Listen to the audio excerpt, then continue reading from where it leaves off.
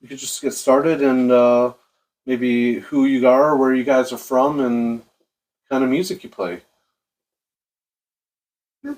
Do you want to go first, John, or should I? Well, I'll start just because it was kind of a mutual friend that introduced Mike and I.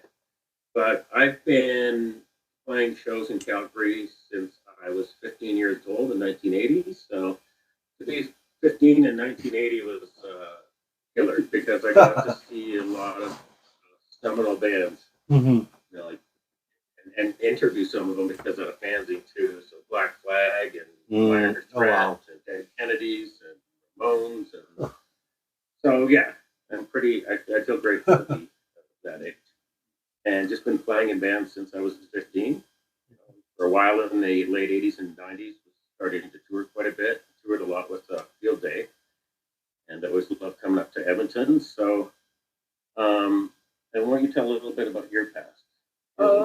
Yeah, basically, I've been playing in bands since about 92, 93. Primarily in Winnipeg, because I lived in Winnipeg for 2021. The biggest name band I was in, and it's not a big name really, is the Bonaducci's. We did a bunch of touring across Canada in the 90s, put out a couple of albums. And I've just never stopped. Like, I just kept going and going and going because it was something I always loved to do. And being a songwriter as well, you're always like, maybe I can voice my songs on the public, and at some point they'll enjoy them. And yeah, basically we moved out to Calgary. My wife, who I am currently separated from, my wife wanted to move here to be closer to her family. So we moved out here, and I said even before leaving Winnipeg, I was like, well, as soon as I get there, I'm going to form a band. And my buddy Ethan, who I played in a band in Winnipeg called The Leftists, he said, well, you should meet my friend John. And I remember John from seeing Field Day videos on Much Music back in the 90s and being envious of like, well, you're getting a video? Man, I wish I had a video. And man.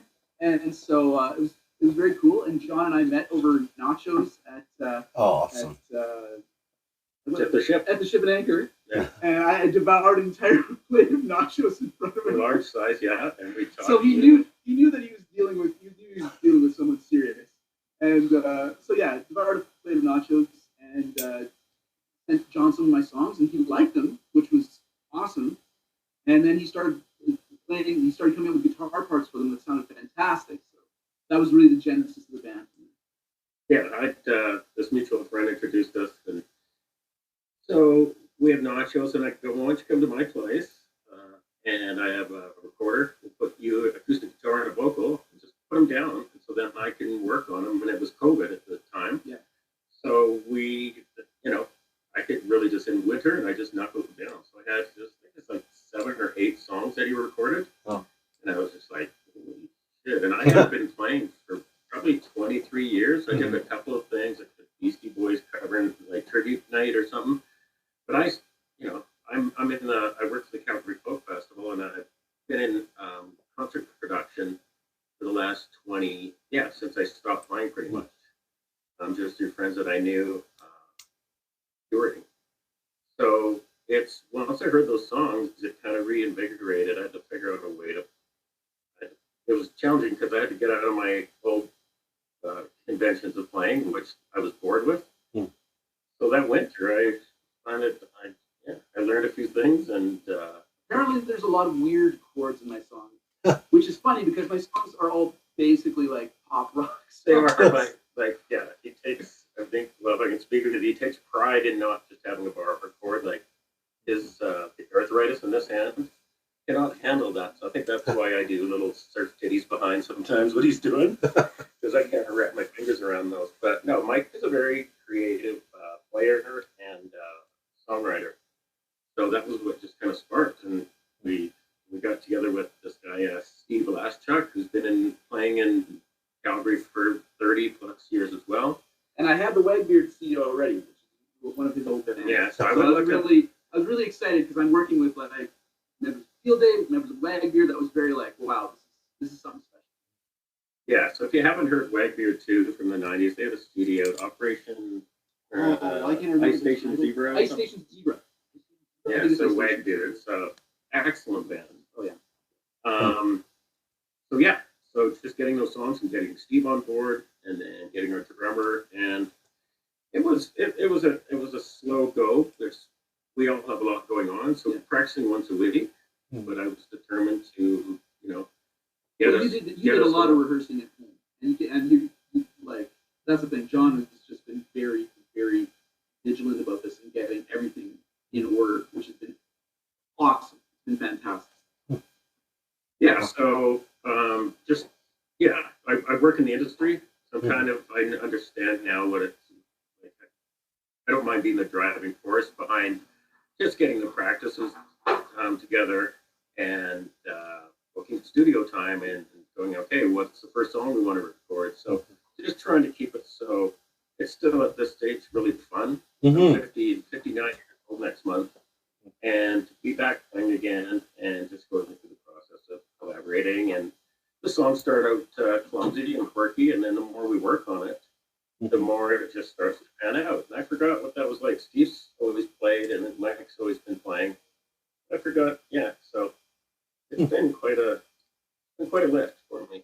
The handy thing for me is I've been writing songs like since the early '90s, and so some of these songs are close to 30 years old. And so we'll play a show, and it'll be like, "Hey, thanks for bringing 1995 back," and I'll be like, "Yeah, That's really awesome. We are bringing 1995 back." They've been they're vintage. There's something new in it. Anyway, whatever. Yeah, no, fair enough. But I was trying to make an analogy to the one, Oh yeah. but I shouldn't make it. What's the meaning behind meds? Well, that's actually a very interesting story. Can you give me the honest story? Sure. Mine already went off, so it went off about So 25 minutes. So we were rehearsing at we were trying to figure out a band. We're just starting rehearsing, but we're trying to figure out a band name. We want to be a band already. And we're at rehearsal, and an alarm goes off. Like John's phone alarm goes off. He's like, "Oh, I need to take my meds," and I'm like, "Your meds?"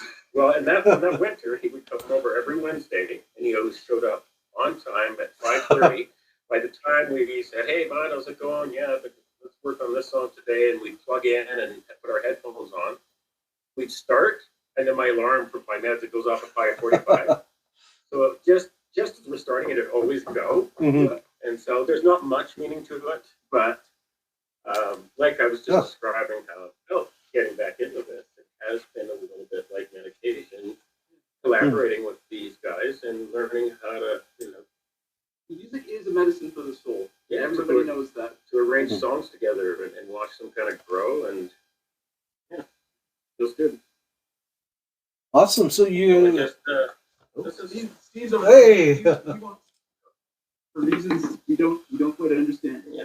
We're trying out a new drummer tonight for the first time. Oh, so, awesome. We're rehearsing right after this. Nice. So So we're just getting set up. that's a little bit why we had to do it at 6:30, and then I realized that you and I were booked in. So Yeah. Oh, yeah. No worries. we can take our time. Yeah. Sounds great. So, do you have music out already? We have a single recorded that will be released in the fairly near future. And we're doing the final mix and getting it mastered. While we were in there, we recorded a Doughboys song. They were a pretty instrumental punk rock band back in the 80s. And there's the tribute record coming out of Ottawa. And we've been invited to play on it. So, Awesome. yeah, so that'll come up later in the year. But we're hoping to get this single called Kill Me released pretty quick. Or some sort of visual image stuff that kids get stimulated on. Kids love the stimulating visual images. We don't have to go through the whole process of bringing out a film crew like we did in the 90s. Much music videos. I think that's Finally, I'll have my video. Finally. Awesome. All right, I won't even be in it. I think we'll all be. It should all just be you. You and No, Kevin. definitely not. Awesome. Where do you guys pull your inspiration from? Well, for me as a writer, a lot of my inspiration, like I said, since I've been writing for such a a long time. A lot of it was sort of interesting because I really loved power pop and indie rock and some pop punk from back in the day, like a lot. And so those were my primary influences on my writing, along with like my parents were older, and so they never listened to any popular music. Like they just listened to like classical music. That's what I grew up with in the house. So I had two older brothers. The eldest listened to Genesis and Supertramp, and the middle one listened to The Cult and the Ramones.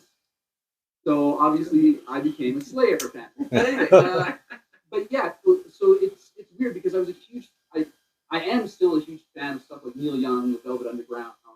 My favorite band of all time is The Who. But also in the '90s, for me, there was a real golden age of indie rock and punk and power pop, and so I really glommed onto all of that and sort of blended it together. Now the problem is, each of those scenes has a very, very defined like if you are a power pop person, these are the parameters for power pop. If you're a pop punk person, these are the parameters. And unfortunately, because my writing crosses all those parameters, I haven't really been able to develop a fan base over the years. It's like this doesn't sound enough like insert whatever band name. Mm-hmm. You're obviously not true pop punk or whatever. I've noticed that. I've heard that before from other artists that it's and they get pigeonholed into their genres that the fans pick for them. It'll be interesting. Like it's nice. Basically, after shows these days, people will always say to me, "Oh, you're a power pop band. You're a great power pop band," and I'm like, "Cool. If you want to slot us in there, I have no problem with that at all." Like I'm a huge Big Star fan. I'm a big fan of like classic power pop. I'm a big fan of so getting called a power pop band to me. Boston is not a power pop band. Okay, you're gonna have to turn off the TV for a little bit. I'm going to be slapping John around. No, but I'm a massive pop guy, so I don't mind being slotted in with that. On the other hand, I think there's a lot of, once again, true power pop people that would be like, they're not a power pop band because, and then whatever, they'll have their reasons for it. Basically, I'm hoping that people hear it and they like it, and if they don't, that's just how it is. Mm-hmm. Awesome. Do you have any shows coming up? We do. That's why we're kind of in a bit of wanting to get things together. Wanting to get things together. We're going to be playing with Agent Orange here, which is obviously a pretty big deal. Yeah, that's from our demographic. Yeah, and I grew up. I played a show with them when I was in Field Day in the '90s at the Republic here, and they had the original bass player and drummer from Social Distortion that played with them for the first couple of years. But I've been listening to Agent Orange since the very start. So I was really into skateboarding, and that got me into actually new wave and stuff in the late '70s and early '80s. Devo and B-52s and the Police and I'll never forget how the guy from the Ripcord just totally pissed all over the Police the one time I met him. Like we're playing some show with the Ripcords, or I guess I was at their show and I ended up talking to the singer, and he hated the Police. He hated them so much, it was super funny. I mean, I understand hating the police, but hating the band, the Police. The band. Yeah. Oh yeah, no. It was the actual Police. I totally get. Yeah. Like, hating the actual Police, but he was talking about the band, the Police. And I was a little like, "Oh, that's interesting that you hate them that much." That's his name. Okay. Just so you know, when you print it and if you get to see it, I can start a war between the two. He's a nice guy. He was a good guy. I saw his hatred of Sting and Co. He is very true to the punk. Punk ethic. Yeah.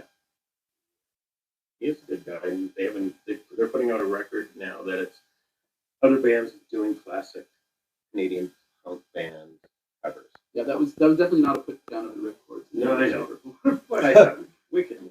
Yeah, we don't want to start a war with we don't have to be that nice on them. Has there been? Anyway. Sorry. Has there? What else is going on, Justin? Has there been any local bands that you've caught recently that you've dug? Some of the bands we've played with, that's the thing. I'm newer to Calgary. Oh, okay. I really enjoyed. I'm newer since I'm newer to Calgary. I really enjoyed both Brain Bent. Oh, I love them. No Brainer. No Brainer. Yeah. Yeah, No Brainer are like classic early 80s hardcore pre the metal era, like pre Chromax.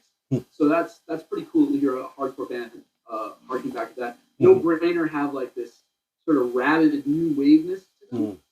There's another local band I've only heard them and I haven't played with them or seen them called Self Made Bangs. Really good sort of maybe a bit of that 90s like Velocity Girl kind of thing, power pop indie rock. Sean from Napalm Palm is in that band. I've just been informed. Once again, I am ignorant of the Calgary scene. Anything you guys are listening to? A lot of death metal. Nice. Yeah. I'm not lying. Anything in particular? Or? Yeah. Well, let's see. Sanguisugabog, Cruelty, the Callous Dowboys. I know that name's ridiculous. The Callous Dowboys? The Callous Dowboys. They're really good. They're not death metal, they're more mathcore. But yeah, a lot of mathcore and death metal. I have this thing where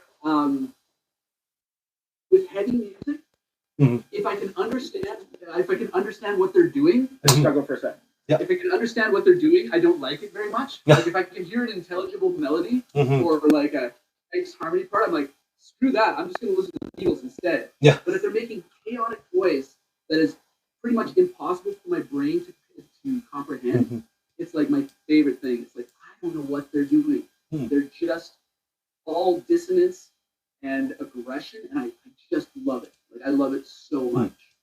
So yeah, if you want to actually get a good idea of what I'm listening to, years ago, I realized I should probably have social media as much as I wasn't really a fan of it. So I thought, well, I'll start an Instagram, but I gotta make it the stupidest possible Instagram. So what could be the stupidest thing? I know, I'll just take pictures of CDs. So my Instagram is entirely just pictures of CDs. Nice. It's IMINTOCDS. I'm into CDs. Nice. So yeah, you can just look at that. You'll get a good idea of what kind of stupidity I'm up to. Have you heard cattle decapitation? You know, here's the thing. I want to like cattle decapitation, but as of yet, I've been underwhelmed by the material, and I could get in trouble for that. I don't know. I don't get me wrong. They're obviously incredible musicians. Like nothing against them. Just what I've heard of them hasn't really, for whatever reason, grabbed me. Oh yeah. Maybe it's something. One thing I've learned as I get older is if you dislike a band at one point or dislike the sound, just wait 5-10 years. All of a sudden you'll hear it somewhere and you go, hey, what's that? That sounds really good. Oh, that's that band you've been dismissing for the last 10 years. Really? Oh, I'll have to give another listen. And then you do and you're like, I actually like this band.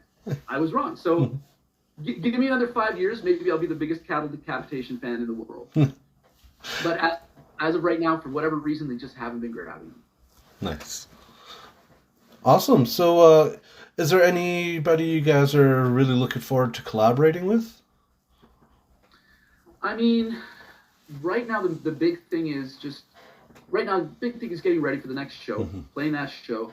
As far as collaborating, I mean, we're just willing to play with whoever. Like, we would like to play with other bands we just like to play in general, you know, and record more as well. Like, those are like pretty much anybody else. You just want to record and play, and I don't know.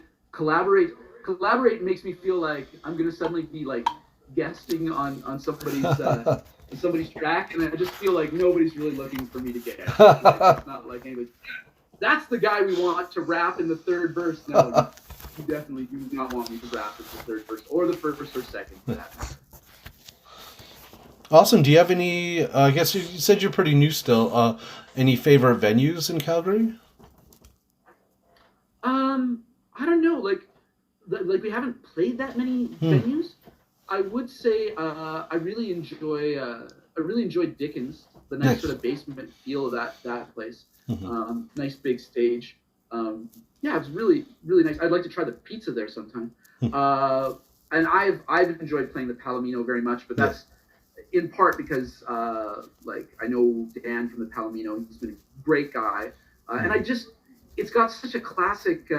Like coming from Winnipeg, the Royal Albert Arms, which you may or may not have heard of, it's sort of like the old school, like the place where everybody plays. Like the Rheostatics played there for a week. You know, Green Day played there just before Dookie took off. You know, everybody played there, and so there's a bit of that for me with the Palomino. It feels like one of those like classic everybody played there kind of clubs. And I've seen, you know, since I've moved here, I've seen both DOA and Chicks Dig It there, and nice. And so, you know, it's I don't know, it's really appealed to me a lot.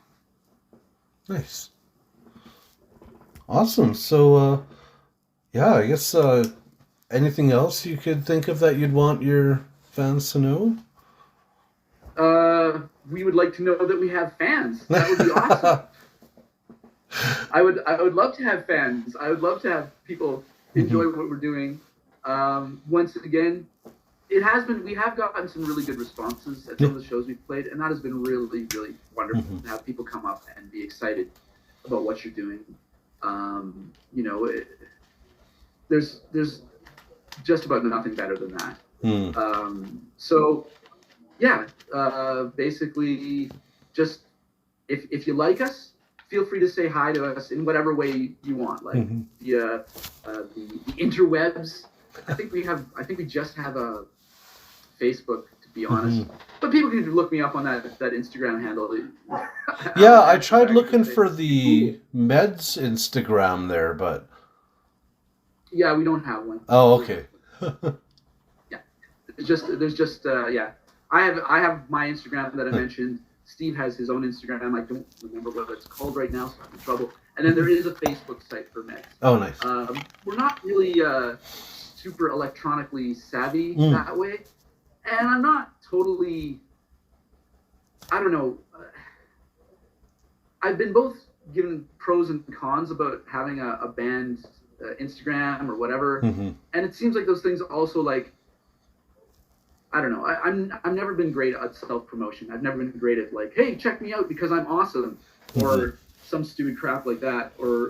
And so I guess that's part of the reason I'm destined for failure. I'm just not good. Not really good at talking about myself in that sense. Like, I'm eating cereal today. Hit the link to find out the kind of cereal I'm eating. Yeah, like no, I don't. But if you come and speak to me, I'll definitely like talk to you. And if you message me on Instagram, I'll definitely say like, hey, hi, thanks for messaging me. Wow, that's really cool. But yeah, sorry for anybody who's fans. I'm very, very happy that you like us, and I do want to talk to you. Believe me, I do. How have you found the Calgary music scene? Calgary has been extremely welcoming. It's been extremely welcoming, which has been very, very, very awesome. It's been really nice. I've met a lot of very kind, very giving, very generous people here. And that has been tremendous. And I mean, there is an element of that, and I can't deny this. John has been around for so long, and he's such a known name. And same with Steve, that people are going to be like, oh, John's doing something, Steve's doing something. I got to check that out. I got to see what's going on. And so that's definitely like, that's a huge part of it. That's a huge part of it. And I think that's a huge part of me being accepted and welcomed as well. But even with that, still, people have been very, very kind, very generous, and yeah. Like that has been meant a lot to me. Awesome. It's really meant a lot to me. All right. Sweet. Awesome. Yeah. Well, thanks again so much for meeting with me. Not a problem. Not a problem. Thanks very, very much for doing this interview. Really appreciate that. Awesome. Take care. Have a great night. You do too. Thank you.